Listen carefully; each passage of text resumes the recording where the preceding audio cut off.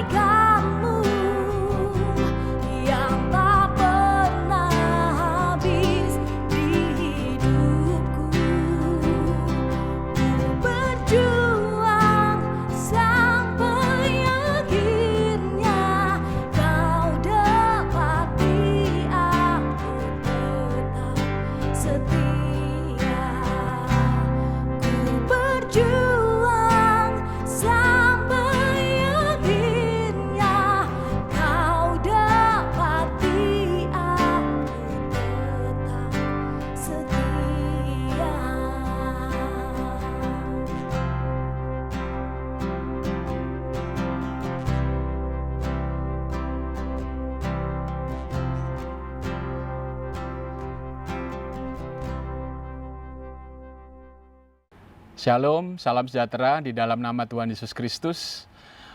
Mulai petang hari ini, selama 10 malam, kita seluruh jemaat di GPT Baitani akan bersama-sama merenungkan kebenaran firman Tuhan dalam durasi 30 menit. Hal-hal yang akan membawa kita semua untuk menikmati lawatan Roh Kudus dalam kehidupan kita masing-masing. Dan nanti para pelayan-pelayan Tuhan semua selama 10 malam ini akan menyampaikan dan berbagi firman kepada seluruh sidang jemaat yang tergembala di GPT Baitani. Kebetulan pada hari ini saya yang mendapat tugas pertama, dan bagian ini yang saya mau tunjukkan kepada saudara-saudara seiman semua. Ketika kita belajar tentang pribadinya Roh Kudus, maka ada hal yang tidak kita sadari di dalam diri kita, di dalam pengiringan Tuhan, atau tidak terlalu lengkap diri kita kalau kita tidak memaknai yang namanya penderitaan. Dan hari ini saya akan tunjukkan kepada saudara-saudara semua dalam tontonan ini, kepada saudara-saudara semua, untuk saudara mendapatkan berkat bahwa ketika kita mengalami hal-hal yang bertalian dengan COVID-19 ini, saudara juga harus belajar memaknai penderitaan. Bahwa penderitaan itu adalah bagian dari kehidupan kita di dalam mengiring Tuhan. Dan kalau kita bisa memanage penderitaan dengan benar dan hidup seturut dengan firman Tuhan, ada berkat yang besar yang Tuhan sudah siapkan bagi kita semua. Dan kalau hari ini adalah hari Jumat, tanggal 22 Mei, pembacaan kita setiap hari 4 pasal, kita memasuki di dalam Ayub pasal 9 sampai pasal 12. Dan pagi tadi ketika kita belajar, ada 2 ayat yang membuat kita bisa terhenyak karena kita belajar dari pribadinya Ayub. Ayub menderita bukan karena kesalahannya. Ayub menderita karena bukan kesalahan orang lain. Ayub menderita bukan karena dia bermain-main tidak menyembah kepada Allah. Tetapi Ayub menderita karena dia mendapatkan itu seizin dari Tuhan. Dan ketika segala-galanya yang dia miliki habis pada waktu itu, justru kita bisa belajar, bahkan mungkin di muka bumi ini tidak akan ada orang yang kehilangan segala-galanya, tetap berespon dengan benar kepada Tuhan yang mengizinkan penderitaan itu.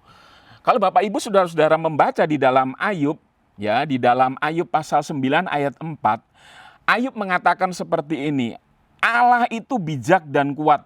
Siapakah dapat berkeras melawan dia dan tetap selamat? Ada ayat berikutnya yang kita bisa lihat juga dalam pembacaan kita hari ini. Di dalam Ayub 12 ayat 9. Siapa di antara semua itu yang tidak tahu bahwa tangan Allah yang melakukan itu? Ketika saudara membaca ini, ayat ini sebenarnya adalah ayat yang begitu optimis di dalam dirinya. Ayub yang mengatakan bahwa saya mendapatkan sesuatu seperti ini, itu seizin Tuhan, dan tangan Tuhan yang kuat itu menjadikan saya seperti ini. Secara logika, manusia di muka bumi ini tidak akan pernah bisa mengalami seperti yang dialami oleh Ayub. Dan Ayub merespon dengan benar penderitaannya itu. Dan dia tahu yang membuat menderita itu diizinkan oleh Tuhan. Dengar saudara-saudara, dalam situasi COVID-19 ini, saya mau tunjukkan kepada saudara-saudara semua, yaitu apa? Penderitaan itu bisa datang karena ulah kita sendiri. Penderitaan datang memang bisa juga karena orang lain yang membuat iman kita tersenandung dan lemah dan kita bisa meninggalkan Tuhan. Dan di era modern ini penderitaan bisa datang karena kita bermain-main dengan kuasa kegelapan. Dan Ayub ini, saudara-saudara semua, yaitu apa? Dia menderita karena diizinkan oleh Tuhan. Dan waktu Tuhan mengizinkan, hilang semua segala-galanya. Dan yang paling hebat dari Ayub yaitu apa? Ayub berespon dengan benar. Dan dia mengatakan apa? Bahwa Allah melakukan ini untuk kebaikannya dia. Nah, kalau kita sudah belajar bagian ini, ada bagian yang menarik kalau saya giring ke dalam perjanjian baru, maka Rasul Paulus akan berbicara hal yang lebih menarik lagi ketika kita hidup di era perjanjian baru. Saudara, tidak mungkin kita jadi orang Kristen hanya mengatakan Tuhan itu bangga, Tuhan itu hebat, Tuhan mengizinkan penderitaan itu seperti ini saya lalui. Dan saya akan tetap berespon dengan benar dan saya tetap setia kepada Tuhan. Saudara, tidak mungkin saudara akan terus ngendon, kata orang Jawa. Saudara tetap pasrah seperti itu dan mengatakan Allah itu dahsyat, Allah itu baik. Tapi saudara tidak pernah meresponi hal-hal yang besar di balik penderitaan itu. Dan ketika saudara sampai kepada perjanjian baru, maka Rasul Paulus memberi penjelasan yang lebih luas lagi bertalian dengan memaknai penderitaan. Dan kalau Bapak Ibu Saudara-saudara membaca di dalam 2 Korintus pasal 1 ayat 3 sampai ayat 11, saya membagi 4 bagian. Pada bagian ini sebenarnya ketika orang Kristen mengerti bahwa penderitaan itu memang diizinkan karena kita setia, karena kita sudah mengiring Tuhan dengan benar dan Tuhan itu izinkan, Bapak Ibu bukan hanya berespon dengan benar, tapi Bapak Ibu akan terus berkata kepada Tuhan, apa yang Tuhan mau supaya Tuhan berbuat dan mengerjakan di dalam iman saya supaya iman saya bertumbuh kepada Tuhan. Nah, yang paling bagus kalau kita berbicara makna penderitaan, saudara akan belajar dari kehidupan Rasul Paulus. Dan kehidupan Rasul Paulus dalam penderitaannya mengiring Tuhan Yesus, itu semua dicatat di dalam 2 Korintus. Saudara, kalau saat ini merasa diri saudara mengasihani diri sendiri, saudara merasa diri paling menderita, saudara kesepian, dan saudara mungkin tidak ada orang yang mungkin memperhatikan kehidupan saudara, dan saudara merasa bahwa saudara paling menderita, baca ulang-ulang 2 Korintus. Maka saudara tidak akan pernah mengasihani diri sendiri. Karena apa? Selain di perjanjian lama ada cerita tentang Ayub yang diizinkan penderitaannya, Paulus juga diizinkan penderitaannya, dan mungkin di muka bumi ini tidak ada orang yang menderita karena mengiring Tuhan. Dan itu yang dilakukan dan yang dialami oleh Rasul Paulus. Bapak Ibu, saudara-saudara nanti akan membaca, saya karena keterbatasan dengan waktu, baca nanti ulang-ulang di dalam 2 Korintus pasal 1 ayat 3 sampai ayat 11. Dan kalau kita berbicara tentang penderitaan, Rasul Paulus bisa memberikan analisa yang dalam dan luas bagi kita semua. Bahwa dalam penderitaan itu Tuhan punya rencana yang dahsyat, yang besar bagi kita semua. Yang pertama yang saya mau tunjukkan kepada Bapak Ibu Saudara-saudara semua, menurut Rasul Paulus di dalam 2 Korintus 1 ayat 3 sampai 11, kalau kita berespon benar dan kita tetap setia kepada Tuhan karena tahu bahwa penderitaan diizinkan oleh Tuhan. Yang pertama, yang Roh Kudus nanti akan berbicara di dalam pikiran kita, kata Rasul Paulus, yaitu apa? Penderitaan itu mengajarkan kita lebih bergantung kepada Allah daripada diri kita sendiri. Itu yang pertama berkatnya. Jadi Bapak Ibu, jangan kita berdiam diri dan kita merasa puas kalau kita menderita dan kita jadi orang setia. Tetapi kalau kita belajar gambar besar dari perjanjian baru dan belajar dari teologianya Paulus, penderitaan itu kalau kita imani dan kita terbuka mau dipakai oleh Tuhan, maka berkat yang pertama yang Tuhan mau kerjakan di dalam diri kita yaitu apa?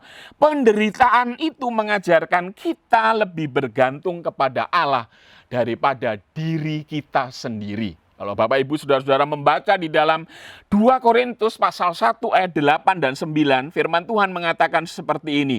Sebab kami mau saudara-saudara supaya kamu tahu akan penderitaan yang kami alami di Asia Kecil. Beban yang ditanggungkan atas kami adalah begitu besar dan begitu berat, sehingga kami telah putus asa juga akan hidup kami. Bahkan kami merasa seolah-olah kami telah dijatuhi hukuman mati. Tetapi hal itu terjadi supaya kami jangan menaruh kepercayaan pada diri kami sendiri, tetapi hanya kepada Allah yang membangkitkan orang-orang mati. Jadi Bapak Ibu, jangan pernah mengasihani diri sendiri. Jangan pernah kita tidak melakukan apa-apa. Kalau kita memang setia cinta Tuhan dan akhirnya Tuhan mengizinkan itu penderitaan dan kita tetap setia kepada Tuhan. Yakin di kemudian hari, karena Roh Kudus sedang berbicara kepada kita seperti apa yang dikatakan oleh Rasul Paulus. Saya dengan saudara sedang sedang diarahkan, dituntun oleh Roh Kudus, yaitu apa? Supaya saudara dengan saya lebih bergantung kepada Allah daripada kepada diri kita sendiri. Luar biasa. Kalau Bapak Ibu saudara-saudara membaca di situ, Paulus mau putus asa, hampir seperti dijatuhi hukuman mati di Asia Kecil. Asia Kecil kalau sekarang ini di Turki, dan mereka benar-benar merasakan putus asa, bukan karena orang jahat menderita, tapi karena melayani Tuhan. Tapi Paulus berespon positif dengan mengatakan apa? Saya ketika mendapatkan penderitaan seperti ini, rupanya Roh Kudus sedang membisikkan kepada saya untuk supaya saya lebih bergantung kepada Allah daripada diri saya sendiri. Itu berkat yang pertama.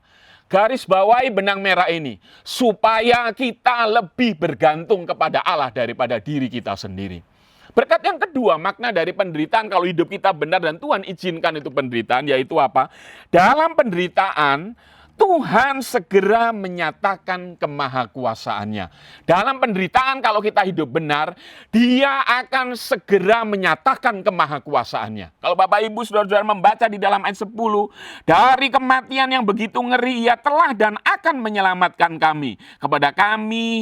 Kepadanya kami menaruh pengharapan kami bahwa Ia akan menyelamatkan kami lagi. Ada dua kali kata-kata menyelamatkan. Kata menyelamatkan diambil dari kata selamat dalam bahasa Yunani, soteria, yang artinya kalau diterjemahkan ke dalam bahasa Indonesia yaitu apa? Tuhan pasti melepaskan, Tuhan pasti menolong, Tuhan pasti membebaskan. Artinya apa?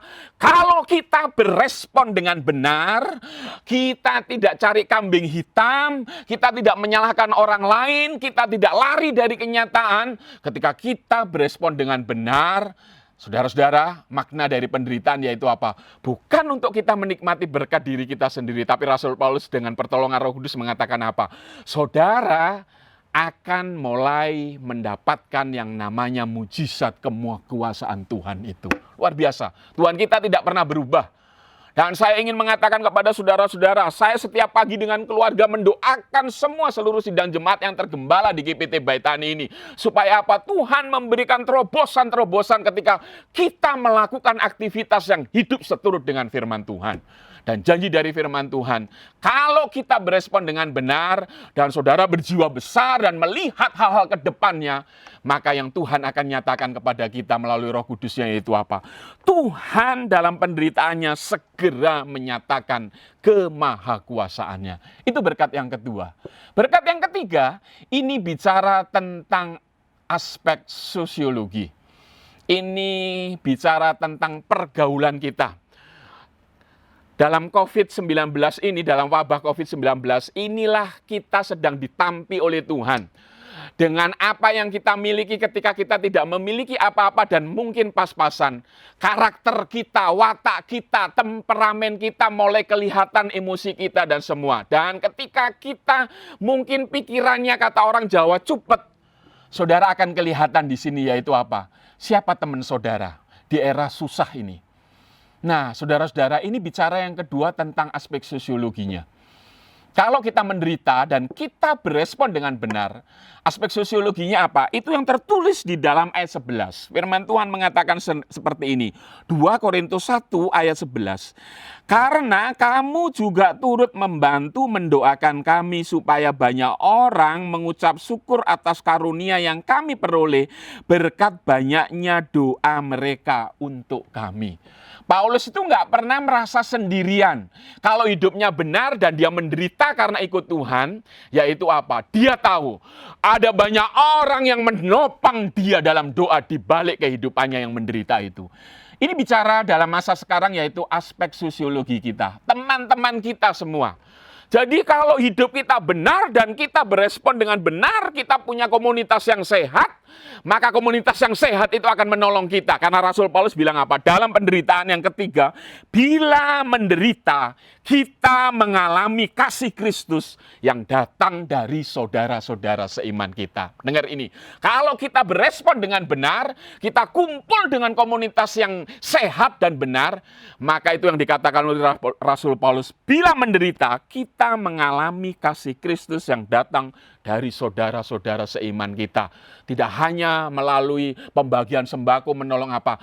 Yang paling inti, yang paling dasar, ada topangan doa yang dahsyat. Karena doa itu menjadikan segala sesuatu yang tidak mungkin menjadi mungkin. Ini sesuatu yang menarik bagi kita semua, Bapak, Ibu, Saudara-saudara. Jangan pernah kita ikut Tuhan hanya melihat kebesarannya, hal-hal yang baik. Justru ketika kita menderita karena kita hidup benar di hadapan Tuhan. Tuhan itu punya rencana yang besar dan dahsyat. Sampai kepada komunitas kita, ketika kita berespon dengan komunitas yang sehat, maka saya dengan saudara akan mendapatkan topangan doa dari saudara-saudara seiman kita. Yang terakhir, yang keempat, yang saya mau tunjukkan kepada saudara-saudara, Bapak, Ibu, saudara membaca di dalam 2 Korintus 1 ayat 3 dan 4. Di sana dikatakan seperti ini. Terpujilah Allah Bapa Tuhan kita Yesus Kristus, Bapa yang penuh belas kasihan dan Allah sumber segala penghiburan, yang menghibur kami dalam segala penderitaan kami. Perhatikan, sehingga kami sanggup menghibur mereka yang berada dalam bermacam-macam penderitaan dengan penghiburan yang kami terima sendiri dari Allah. Yang terakhir, itu bicara tentang misi. Yaitu apa? Bertalian dengan pengalaman hidup kita. Ketika kita sudah lulus dalam penderitaan kita, itu yang dikatakan oleh Rasul Paulus. Yang keempat, berkatnya yang terakhir, yaitu apa? Di kemudian hari, kita lebih sanggup melayani orang lain. Jadi kalau orang suka lari-lari dengan masalah tidak pernah selesai, saudara tidak pernah punya pengalaman untuk menjadi berkat bagi orang lain. Tapi di tengah penderitaan kita, kata orang Jawa, kita tuhu, kita burju, kata orang Batak, kita jadi orang benar, kita tigor, kita menjadi orang yang lurus dan dengar-dengaran kepada Tuhan. Maka Tuhan bilang apa? Setelah saya dengan saudara lulus dalam penderitaan itu kata Rasul Paulus, di kemudian hari ketika ada orang yang punya masalah sama seperti yang pernah kita alami, maka kita di kemudian hari lebih sanggup melayani orang lain. Itu luar biasa berkat Tuhan. Jadi saya mau tunjukkan kepada Bapak, Ibu, Saudara-saudara semua, ada 4 berkatnya ketika kita bicara memaknai penderitaan. Karena itu seizin dari Tuhan menderita itu. Penderitaan itu mengajarkan kita supaya lebih bergantung kepada Allah daripada diri kita sendiri. Yang kedua, Allah segera menyatakan kemahakuasaannya. Dan kalau bicara aspek sosiologinya, yaitu apa, Bapak, Ibu, Saudara-saudara? Kalau pergaulan kita sehat, kita dapat topangan doa dari saudara-saudara seiman kita. Dan yang terakhir, itu bicara misi, yaitu apa? Saudara setelah lulus dari penderitaan, saudara lebih dimampukan di kemudian hari untuk melayani orang lain. Bertalian dengan pekerjaan Roh Kudus, saudara-saudara. Maka ketika kita menderita, Tuhan Yesus bilang apa di dalam Injil Markus pasal 13 ayat 11. Markus 13 ayat 11 di sana dikatakan, dan jika kamu digiring dan diserahkan, janganlah kamu khawatir akan apa yang harus kamu katakan, tetapi katakanlah apa yang dikaruniakan kepadamu pada saat itu juga. Sebab bukan kamu yang berkata-kata, melainkan Roh Kudus. Nah, saudara-saudara, waktu saya tinggal 2 menit. Bagian ini akan menancap kepada saudara-saudara semua. Kalau saudara mengatakan itu 4 bagian terlalu idealis, saya belum bisa melakukannya. Dengar, ketika kita bicara pencurahan Roh Kudus, Roh Kudus itu memampukan kita untuk apa? Berani menghadapi penderitaan. Karena apa? Tuhan Yesus mengatakan apa? Suatu saat ketika kita nanti ada zaman karena kita mengiring Tuhan, kita akan digiring, kita akan dianiaya. Tapi Tuhan bilang apa? Kamu akan berani menghadapi, kamu sanggup berkata-kata. Karena apa? Karena Roh Kudus itu memampukan kamu di dalam penderitaan. Saudara yang dikasih oleh Tuhan, malam pertama hari ini bicara tentang Roh Kudus.